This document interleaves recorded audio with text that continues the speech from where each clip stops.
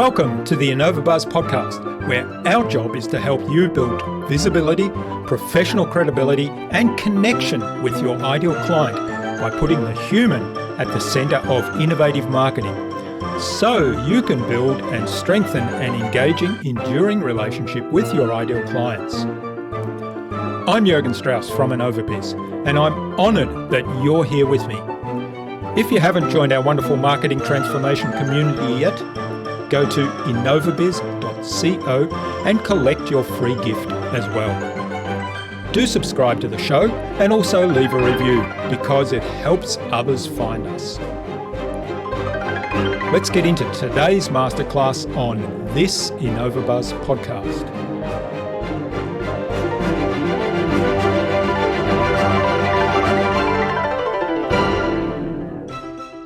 If it comes to values and you're really wanting to make your values work for you in your organization, just start having conversations with people and ask for stories where they saw the values being lived.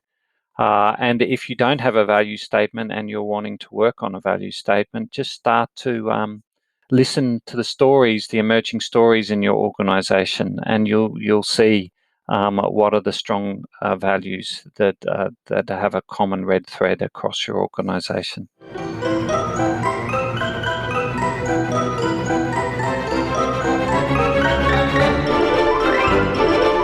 Welcome back. I hope you've had an awesome week so far. If you haven't listened yet to my recent conversations with Paddy Block from the Block Group and with co-founder of the Self-Discovery Techniques and Life Mastery Process, Susan James, then you're in for a treat. Go listen and check them out, but first listen to today's conversation. I'm really excited today to have on the InnovaBuzz podcast as my guest, Stephen Berkeley. Stephen is Director of Global Business at Flyntrok Consulting. Stephen has 3.5 decades of experience at a leadership level in Australia, England, and India. Industry experiences include health, shipping, manufacturing, agriculture, IT, and law. Stephen has worked with boards and senior leaders in the areas of change management, strategy development, governance, business improvement, organizational development, human resources management, learning and development, community building, and values-based management. Stephen is an experienced group facilitator and executive coach, and he works with clients to identify opportunities for growth and help them make that a reality. In our conversation today, Stephen talked to me about creating values-based culture in an organization and moving values from posters on the wall to conversations in the hall. We talked about using stories to highlight and articulate values, and we talked about how to develop shared meaning around values. Without further ado, then let's fly into the hive and get the buzz from Stephen Berkeley.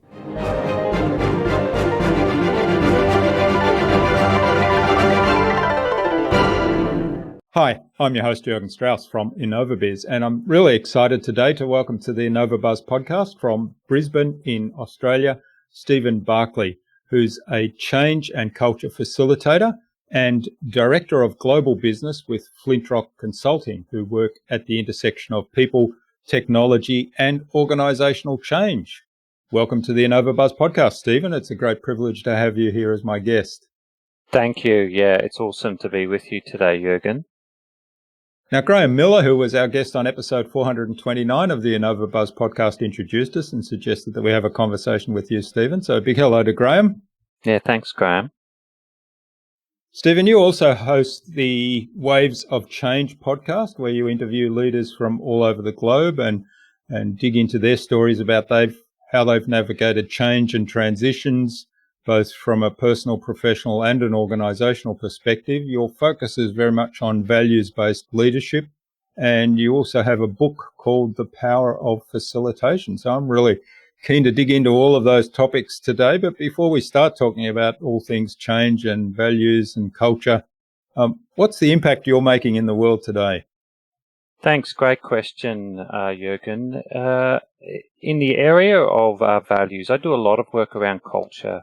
with organisations in all over the world. But the particular area, specialty area, is helping organisations create values-based cultures, and helping leaders develop easy ways to work with values, because it's a resource that organisations generally don't attend to very well. And so they're not really getting the full potential. They may have a value statement, but that's about it. It just stays as a poster on the wall and is not converted to conversations in the halls. And so really just making it the easy way of really utilising values within organisations. Yeah, I love it. I like what you said about poster on the wall. My experience in the past in the corporate world was it didn't even make it to the poster on the wall. We had sort of spent lots of money having great meetings that then defined some culture, lots of conversations, lots of time invested, and then they ended up being documents in a drawer somewhere. And if you wanted to refer back to them, they're actually hard to find. So I have to say I'm often impressed when people have their culture statements on the wall, particularly if it's kind of not just a poster on the wall, but it's actually a mural, a big mural in the front of the office, because that to me kind of suggests that they are at least up front and very visible about it. But talk to me a little bit more about this whole idea of moving it from that poster on the wall to conversations in the hall. Yeah, it is a good first step to have it visible, whether it's on your website, whether it's in your social media and different ways. So it is telling the world that you're holding yourself accountable to these values. But we've seen in the world that there's organisations that had those values in the world in the entrance to their foyer, like Enron, but they didn't live up to them. So it's really that challenge of having conversations and enabling conversations across your organisation, so people begin to get shared meaning around the values words. And it's only really then that it starts to filter throughout the organisation. If people are starting to have that our value of integrity, for example, what does it mean for all of us? And the way that you can make that easy is through stories, is sharing stories where that value has actually been lived within the organisation, and that serves as a discussion point, so that people begin to say, okay, this is an example for integrity for me, this is an example for somebody else, and it takes it out of that theoretical conversation. When you've got real life stories. And look, even if you don't have a value statement there, the values are there. And if you start to walk around and have conversations, you'll find that there's an ethos, or there's a way of doing business. There are things that are particularly embedded within the organisation. And when you start to listen to the stories, it tells you, right, there's a really strong thread of integrity. There's this really strong thread of respect. There's a really strong thread of excellence. And so the values are being used every day, and every one of us has our own values, and that's coming into the equation as well. So it's really giving people the opportunity to listen to each other and hear each other's stories, because it's when you have the shared meaning, it's only then that you start to have the shared using. And it's an ongoing and it's a constant conversation. It's not a one-off thing. If you really want to utilize your values as a living resource and enable them to work for you, there has to be constant conversations across all levels of the organization and all different sort of settings. Yeah, I think that's a really important point, that we can say we will always act with integrity in all the business we do, or in all our interactions with our customers. I mean, you can be specific and say with our customers, with our team members, with our internal stakeholders, with our suppliers, and really specify that. But what what we will act with integrity means to me may be completely different to what it means to you, and to highlight that and say, well, we're actually doing that, we're actually living that, is a different thing, isn't it? Yeah, and it's when the stories come up and somebody says, well, this was the scenario that we were faced with, and these were the roadblocks that came our way, and this is how we handled it. And we did it without compromising our values, without compromising our policies, and without compromising our principles. And then that story is heard, and then it's shared at town halls, or it's shared using, as you said, the example of going into an organisation with the values on a mural. We work with organisations and artists to find ways in which you can express those stories, those values-based stories. It may be in a comic strip. It may be a graphic recording. It may be the person who originally told the story being recorded and that's shared at a town hall or a different venues or platforms within the organisation.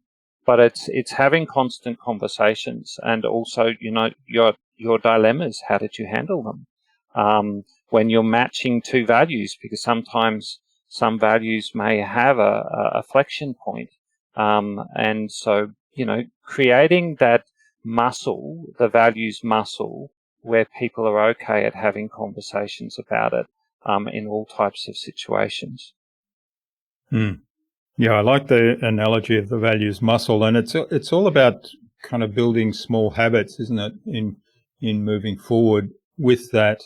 And you mentioned earlier about we all have values, and it occurred to me that by default you have a value, even if somebody says, well, I don't have any values, which I can't imagine anybody saying, but even if you do that by default you've got values.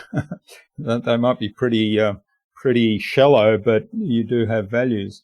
How do we as individuals become much clearer and self-aware around our embedded values, some of which we may perhaps not be able to articulate, but we're actually living them because it's our behaviour that is the indicator of our values?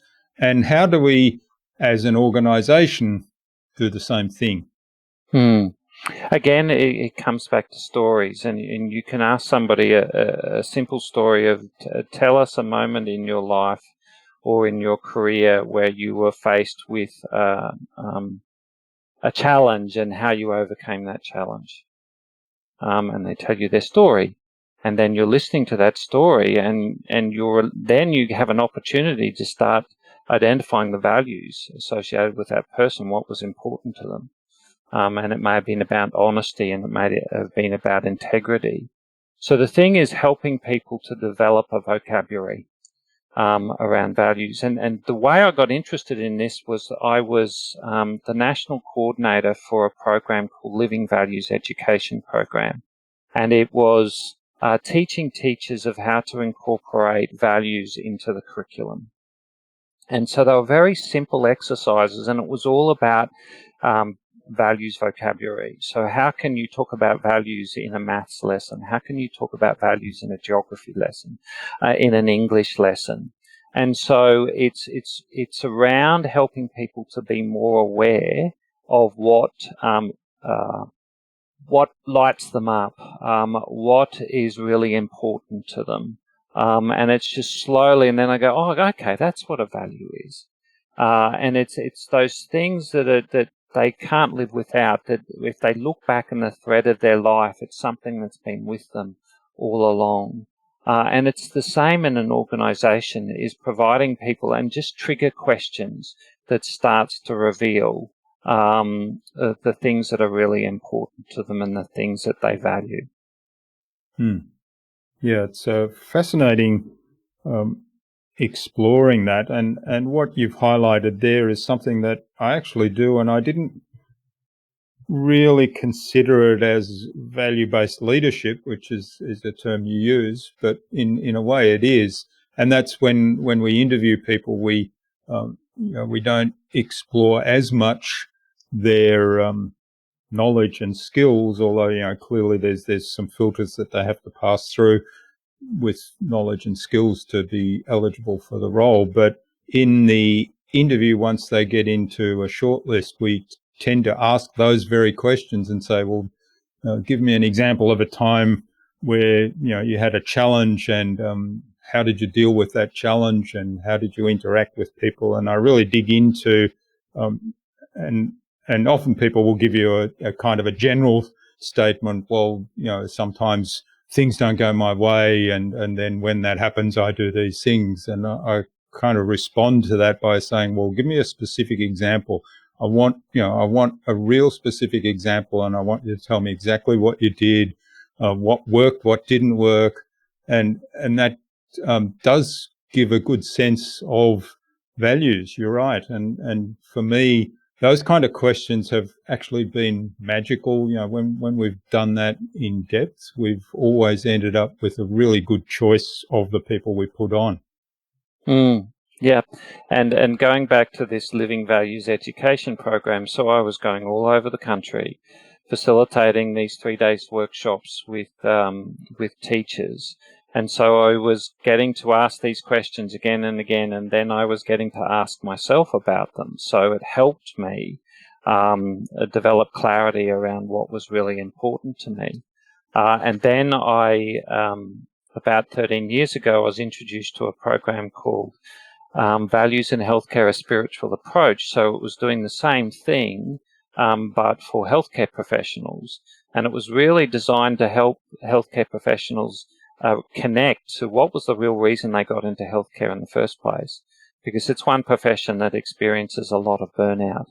And they move away from the reason why they got into healthcare. And again, it was that process of just storytelling, and it was amazing. You have a group of people where there was a sense of conflict, and then you start asking them stories, and they get to see that the things that they have in common are much stronger than the things that set them apart. And then they work out that they can sort through their values dilemmas. They can be talked through, as long as there's that basis of starting to have a conversation, and conversations and values-based conversations are the key. Yeah, that's fascinating, and interesting journey how you kind of developed that concept.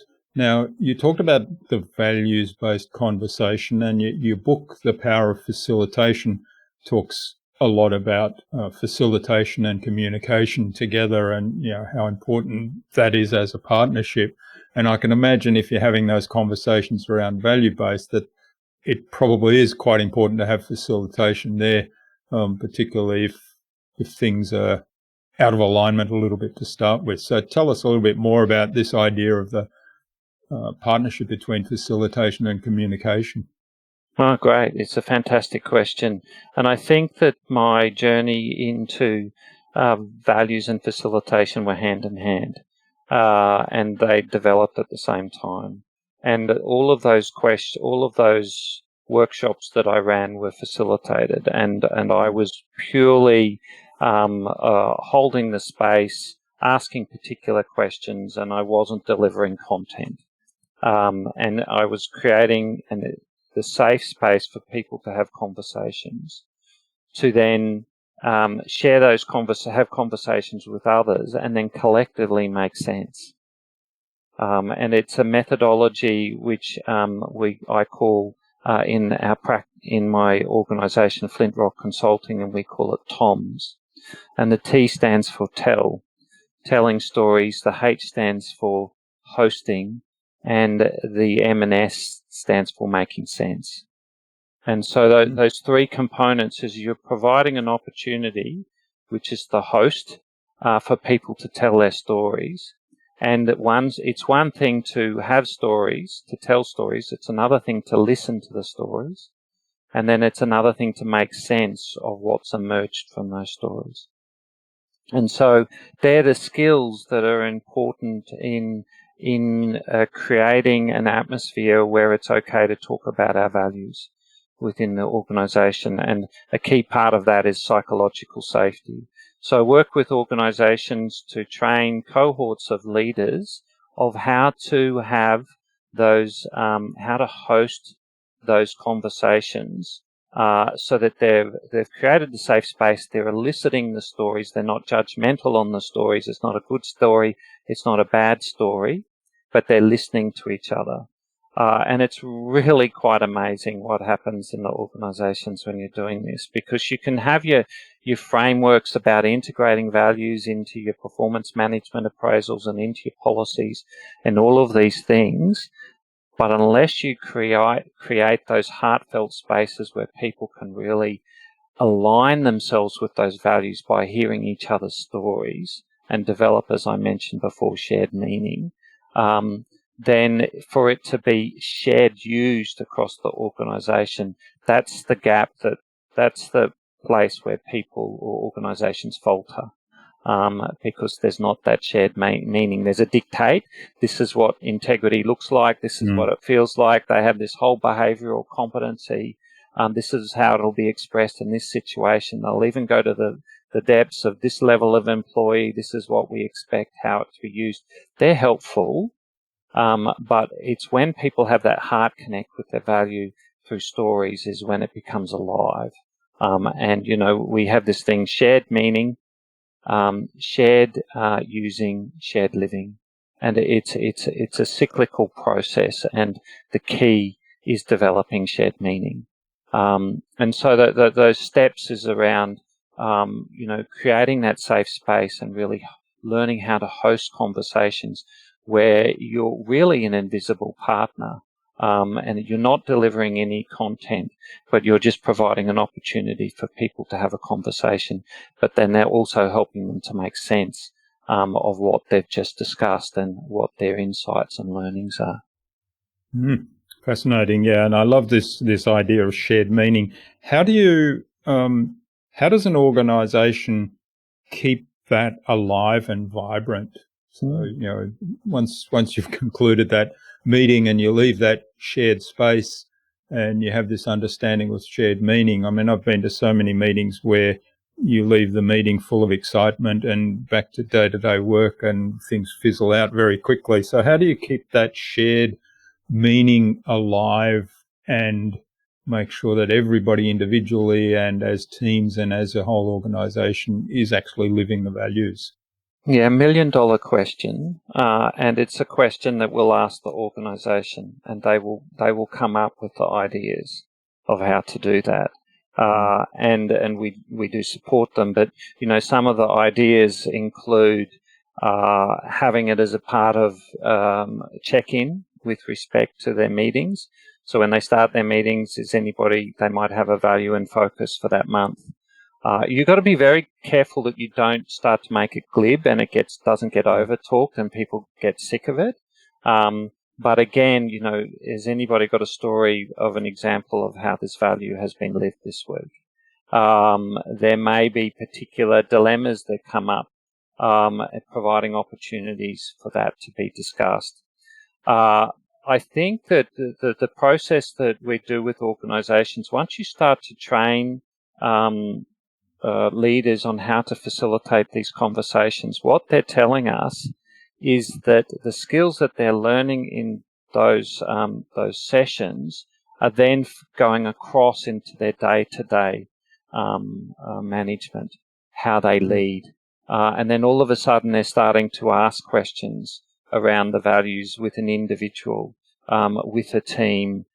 They start to look for things differently. They're looking for stories around those values. So it's when the organisation starts to really everybody starting to be involved in the conversation, the ideas of how to keep it going will just come out in spades. And again, it's the thing. My approach to working with clients is not to do the thinking for them, but just ask them the questions and then just support them and find ways to measure that, to continue to talk about it. And it's like everything. If you're not consistent with it, it will peter out after 3 weeks, 6 weeks, 12 months. So it requires ongoing renewal of ideas of how to keep it alive. So what are some of the things that kind of people can do, organisations can do, individuals can do to keep that alive? Is have the conversation around the values and just listen to each other's stories, and that's when you'll get even more ideas. When somebody's shared, an organisation that I'm working with, and all of these stories of how they've had to manage throughout the pandemic with respect to their supply chains, with respect to shutdowns, and how they've worked through that. The stories are just empowering.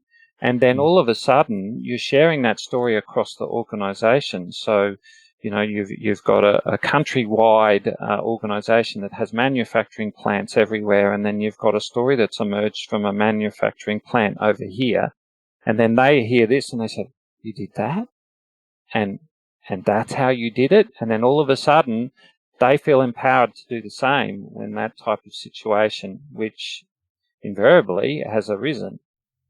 So the thing is don't hide your light under a pillow. Is giving people, listen to those stories, share them, find ways, use your internal social media platforms, use your newsletters, use your town halls, where the person will get up and tell the story. And this can all be done virtually.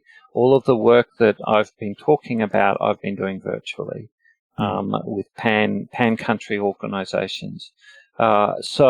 And then using visual arts, which I think is a really important part of this, that when people see creative expression of those stories, and it captures them, and it can be done as a painting, it can be as something that's static or something that changes. It's just endless the ways in which you can keep it alive. But once you start to have the gap between what is espoused and what is lived, then people are going to come forward more and more. And that's the key, that as values-based leaders, is that we're trying to close that gap between what we're saying and what's lived. And there will always be example. There will always be a potential for a gap, but that we notice the gap and that we act on it quickly. Yeah, there's a couple of things that kind of struck a chord with me there, and one of them was, the various creative ways that you suggested as to how people might be able to communicate this throughout the organisation, and it occurred to me that having fun around that communication. You talked about cartoons earlier, or drawings or videos. Allowing people to play with whatever creative skills or outlet that they might want to play with is one key part of it. Having that fun, and the other thing that struck me is the idea that it does require a very high level of transparency throughout the organisation to share these stories widely, because particularly if there is a gap, like you said at the end there, to be open and transparent about that and say, hey, this is what happened. We really, at first didn't act in integrity with this particular value, but then we changed direction and we changed behaviour, and here's the outcome. And it becomes an example of integrity. It becomes an example of honesty. And just going back to the creativity, I was working with an organisation last week, and in the process of identifying the values, and we were talking about the building blocks because they'd had a really amazing year, and they wanted to work out what they did to get to where they got to, and to have a real conversation. What were the building blocks and what we needed to hold on to in the next 12 months, and we called those values. And after we'd identified those values, we had got some bricks and painted them white. And so we brought them in, and so they came up with 5 values, and so they had 5 bricks. And then they could gravitate to anywhere. It was a small size. There was only 20 people in the room, so they could gravitate to any one of those bricks. We had those bricks on a piece of paper, And then they had to decorate that as an artifact that they would then use and have back in their office and use as the basis of conversations. So it was really awesome how they decorated those bricks and some of the words that had come up in their conversation. And around the piece of paper, they started to look to describe what will it look like, what will it feel like, what are some of the other words that are synonymous with this. And they were also painted around the outside of the brick. And then they were put all over the piece of paper. And then we came across and we did what's called a gallery walk, where we walked around that, we talked it, and the debriefing that came from that process, that creative process, lasted about 40 minutes as we really dived deep to hold on to what was it that we just created and how we created. So I think creativity is a really important part of the process. And again, you've got to be careful with how much of you use it and what type of audience. And so those things you have to take into consideration. But it is an important part of the whole of turning it into something that's really meaningful to people, and it gives them the opportunity to think it through using their hands, and it becomes really tactile. So it's an important part of the process of having fun. Yeah. Yeah, and the other thing about that I really love too, I mean, I've done exercises like this where I've got people to draw stuff and then tell a story around that. And usually when they draw something, it might just be a series of stick figures, but then they tell a story about, how these people are interacting and how they met, or how, what their relationship is to one another and what the challenges are that they're working together on and all this kind of stuff. So there's a whole lot of stories it prompts. And then when you come back a little bit later and see the image, or, in this case, the bricks, all of these stories kind of pop up again, and all of everything that's associated with that was discussed around that will pop up immediately. It's like a little trigger. Yeah. And the thing about the conversation that we had after this exercise was that this isn't complete. This is work in progress. Your understanding of this particular value word will evolve over the next 3 months, 6 months, 12 months. But it's how we have conversations on it on a regular basis. And there was a great sense of excitement, and it continues to be in the weeks that have followed that session. So yeah, I think that having things that they can look back on, now they've got 6 bricks that are in their main staff room where they have their meetings, etc., that they can pull a brick aside and pop it in the middle, and it can be the center of that particular meeting or the focus of that meeting. So it's a solid artifact. Yeah, very creative. Love it. All right. Well, this is fascinating, Stephen. I could talk values a lot more. Actually, there was one other thing that came up there in what you just described, and that's, that things evolve over time. Things are changing. So do values change over time, and how can we reconcile that with, living our values? It's kind of like, it sounds like set in stone, and the metaphor of the bricks is a little bit set in stone. How can we reconcile the fact that, the external environment is changing, technological advancements are happening at a breakneck speed, so we might need to adapt to those. How can we adapt our values, change our values if necessary, and still reconcile that with the whole concept of living values and being congruent with them? Well, first of all, there is research to show that those organisations that change their values perform better financially than those that are static over a long period of time. And so that the key there is that things do change. The political, economical, social environment is changing. Just look at us 2 years ago compared to where we are now. There's so much change. So and things that are important. I mean, the core values of an individual may remain fairly static. There may be some changes in those as you go along. But the same goes for an organisation. They have to stay. There'll be things that may be rock solid and will not change, but there may be some that are, and they just have to be open to that conversation. And that's all it is just be open to the conversation. And some organizations just realize and say, look, we've got a list of 6 values and that value just doesn't seem to fit in with where we're going anymore. Then they have a conversation and they all agree unanimously. And they said, I was thinking the same. But do we need the replacement, or what's coming up for you? And then there'll either be something naturally that's emerging, or it's we're okay without it, and we go down to 4, or we whatever. But the thing is just being ready to have a conversation about it according to your existing environment.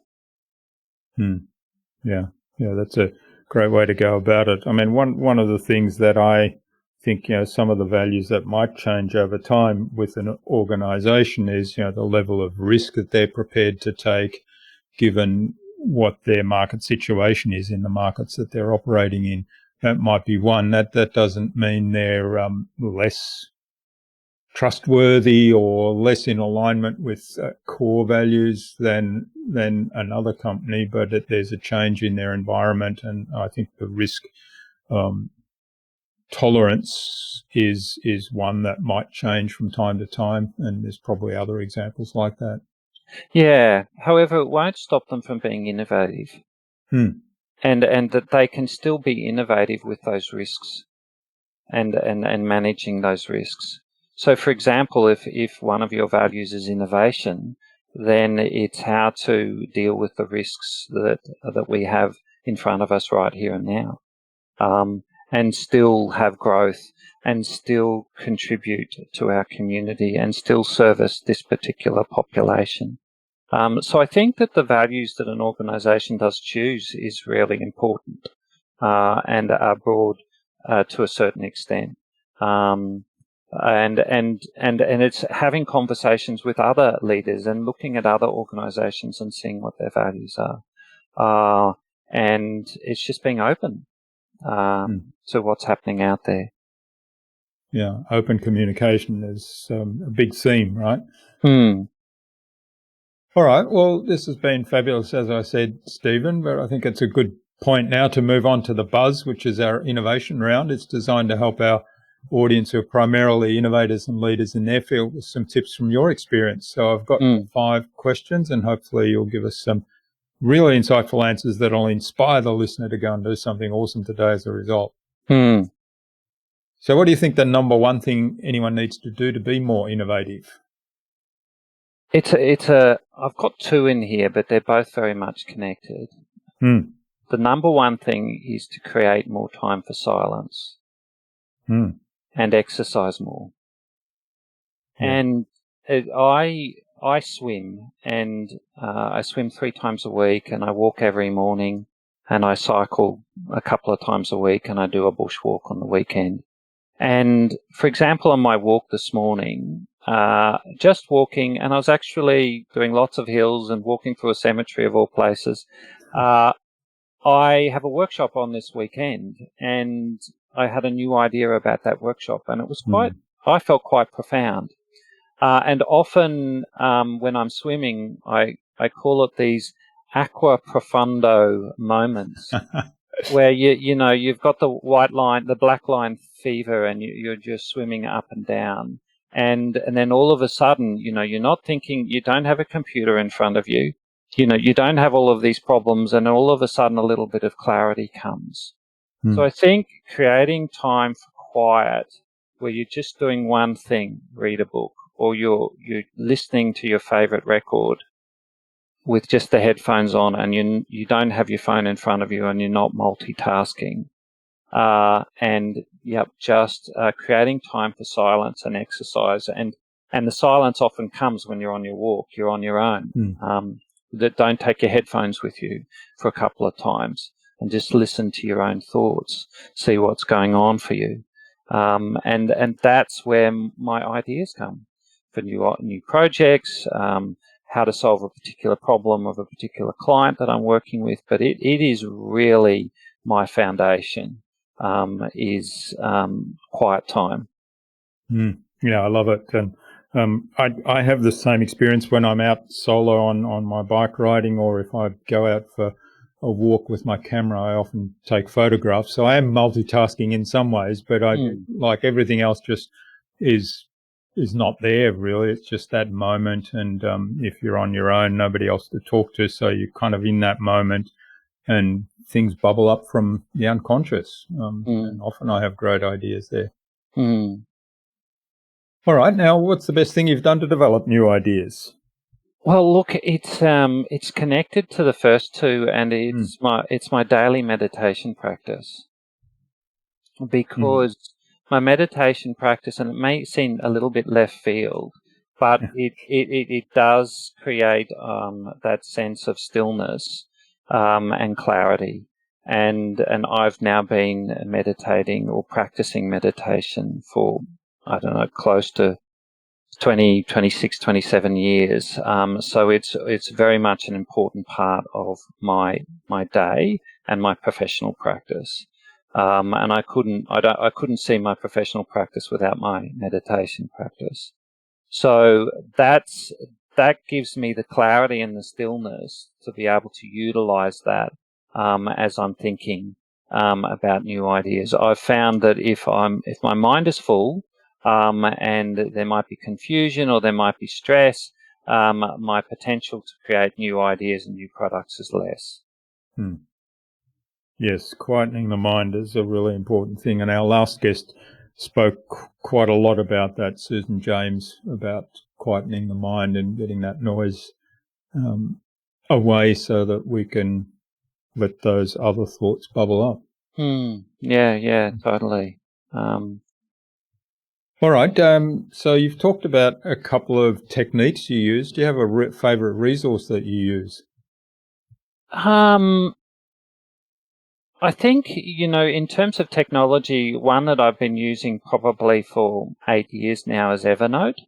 And that really helps me keep my research that I'm doing on a particular project, or because I've got it, I pay for a premium service so I can use it on multiple devices, so that if I've seen something and I like it and I save it. I use a combination of Pocket and Evernote for when I'm doing my researching and ordering of ideas.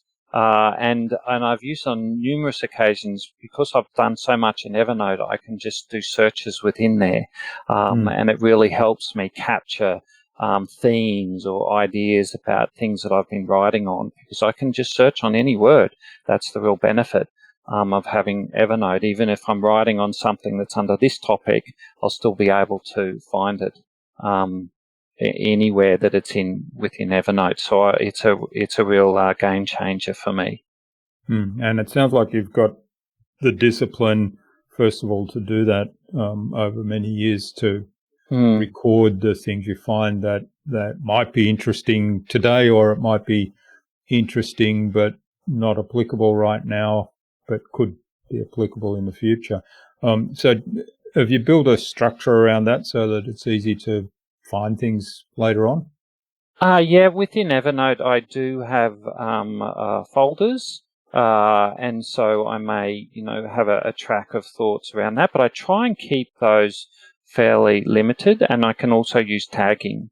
So it's just like a hashtag, so it makes it easier to find that thing. But because it's quite comprehensive in terms of the search function, you can almost find anything.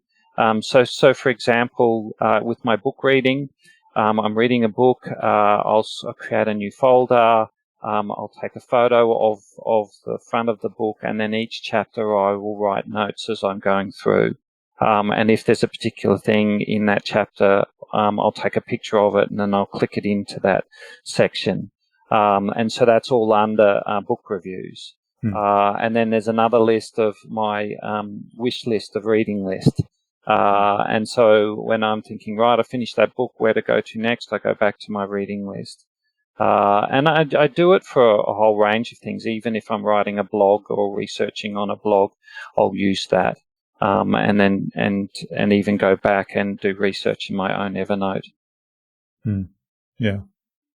I think the structure part is really important in all of these kind of tools, but capturing the information and being able to access it is a really important tool to have. Yeah, I do find I have Pocket, which I use on Google Chrome, and so I can put straight things through to Pocket, and then sometimes I put them straight through to Evernote, and then I use that as a bit of a filtering, and then send them through to Evernote at a later stage. Mm-hmm. Okay, interesting. Yeah. All right, now we've talked a lot about keeping values alive and so on. What's the best way you think to keep a client on track? I think is really the startup phase, how you set up the project, and in terms of the relationship you build with the client in those early stages, and being very clear about the motivations and objectives for that particular project and tying everything back to that. And so, you're clear, this is why we're doing this. And every time you're meeting, you come back to that and you use that as the center point. How are we going according to our original objective for this project? Are we moving as fast as you'd like to, or as slow as you'd like to? And I think for me is just really asking questions. That's the key to me, is not trying to do it for them, is I keep asking, how things going for you? What's the speed like in terms of how you wanted it to be? So it's just all about the questions so that they're feeling empowered and motivated. If things aren't going well, is asking, why do you think that's not going well for you? So always throwing it back to them and not trying to do anything for them, but being there as their partner in the overall project. And I imagine that's your facilitation at work. Yeah, I mean, it's the chapter that we've written in the book on the power of facilitation is living a facilitative life, and really the premise behind that is that we believe, my business partner Kavya Rasu and I really believe that we have a facilitative bone in each and every one of us. It's within us. And it's like a lot of things, we just don't know how to use it, and we don't know that we're being facilitative. And we went around and interviewed a whole heap of people, and we didn't ask them about how their facilitation, but in their stories was how they facilitated a particular outcome. And so our premise is that it is within us, and there's certain things that we can do to bring that out in others. Great. I love it. Okay, and what's the number one thing anyone can do to differentiate themselves? Right. I think my experience is right. It's been really, really helpful for me. And when I say right, it doesn't need to be a blog. It can be writing Twitter posts, LinkedIn posts, contributing to conversations in particular forums. But for me, it creates a feedback loop. And so it helps you to clarify your ideas. It helps create mind share with others because they're getting to read your writing. And particularly if you're putting it into threads in Twitter or LinkedIn where you can get comments and feedback from people. So I think it's an important part of creating your sense of uniqueness is writing. But I'm not a person who's really big on blowing the trumpet and saying this is what I've done and these are examples of my work, because my clients will do that for me.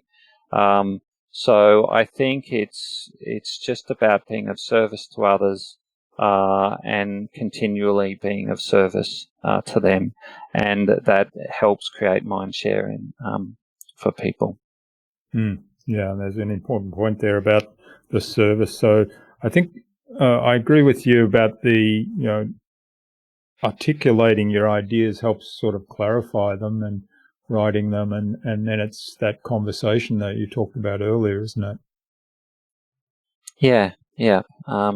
and I think it's a form of storytelling. So when you're in a facilitated conversation, you're telling your stories, but with writing, you're writing it in your own little space. But then it's that working out aloud concept. You're getting it out there, and you're really asking for, how does this resonate with you? How does this sit with you?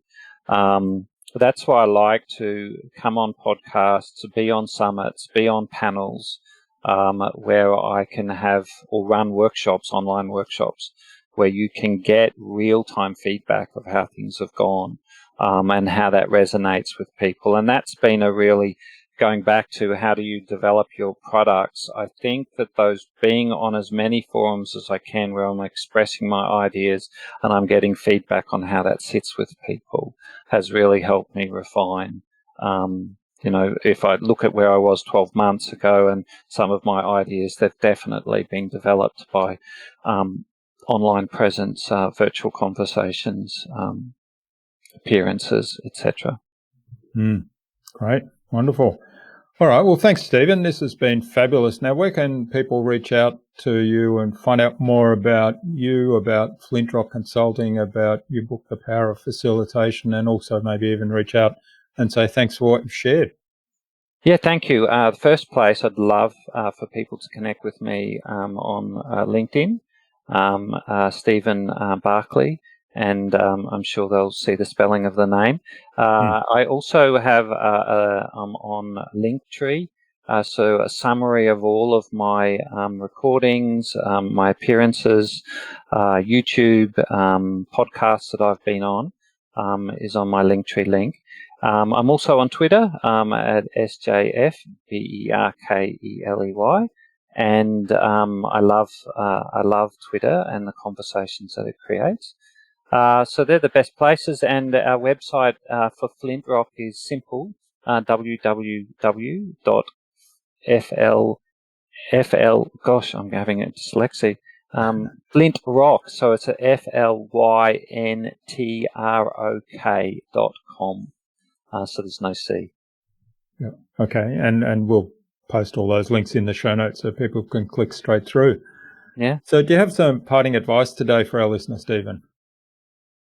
Yeah, I think if it comes to values and you're really wanting to make your values work for you in your organization, just start having conversations with people, and ask for stories where they saw the values being lived. And if you don't have a value statement and you're wanting to work on a value statement, just start to listen to the stories, the emerging stories in your organization, and you'll see what are the strong values that have a common red thread across your organization. And happy to help you have those conversations in any way, shape, or form. Yeah, that's wonderful. And I love the idea of the conversations and around, stories, exploring how that story and how the behaviours actually reflect the values. All right. Well, finally, Stephen, who else should I get on this show and why? There's one person, and her name is Catherine Lloyd. Catherine Lloyd is also from Brisbane, Australia, and she's the managing director of Maverick Minds. She has a PhD in creativity, and her speciality is working with organizations, particularly around innovation, particularly around creativity. She's an awesome human being, and she's got an amazing book out around creativity, and I think she'd be an awesome addition to your program, and I'm sure that your listeners would really enjoy hearing what she has to say. Yeah, well, I know Catherine. We've had Catherine on the podcast a little while ago, but I know she recently launched her book, so we did talk a little bit probably a few months ago now. We talked about having her on the show to talk about her book. So I'll take your suggestion and as a prompt to reach out to Catherine again and organise that. Yeah. All right. Well, thanks for sharing your insights and your wisdom with us so generously today, and all those stories, and talking about values-based leadership and having those important conversations and creating the space to allow those stories to be shared. I think that's lots of really golden nuggets in this episode, and I'm looking forward to sharing it. So thanks for all of that, Stephen. I've really enjoyed it, and let's stay in touch. Thanks for your insightful questions. Really appreciated being with you this morning, Jürgen.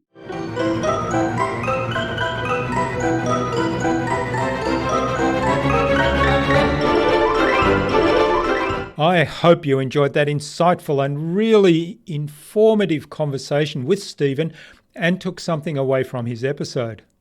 There was so much value in what Stephen shared, from creating a safe space to share stories and articulate values, to developing language around values, to creative ways to facilitate value-based conversations. I'd love to know what you took away from Stephen's episode. Leave a comment below the blog post, which you can find at innovabiz.co/Stephen Berkeley. That is StephenBerkeley, all lowercase, all one word, slightly unusual spelling, innovabiz.co/Stephen Berkeley. You'll also find contact information there for getting in touch with Stephen, as well as links to the Flyntrok website, the book The Power of Facilitation, the Waves of Change podcast, Stephen's social media pages, and the other resources we spoke about in our conversation today. If you like this episode, do share it with at least 2 other people that it might help. You'll be doing them such a magical service. And tag me in on that share so that I can reach out to you with a special thank you. Stephen suggested that we have a conversation with Dr. Catherine Lloyd of Maverick Minds, who was our guest on episode 259 and has recently launched a new book, Seriously Playful Creativity, which sounds fascinating, as well as with change management explorer, leadership coach and trainer Faith Timms on a future InnovaBuzz podcast episode. So Catherine and Faith, keep an eye on your inboxes for an invitation from us to the InnovaBuzz podcast, courtesy of Stephen Berkeley. It'll be a pleasure to have Catherine back on, and I'm sure Faith, in her first appearance, will be an equally wonderful guest.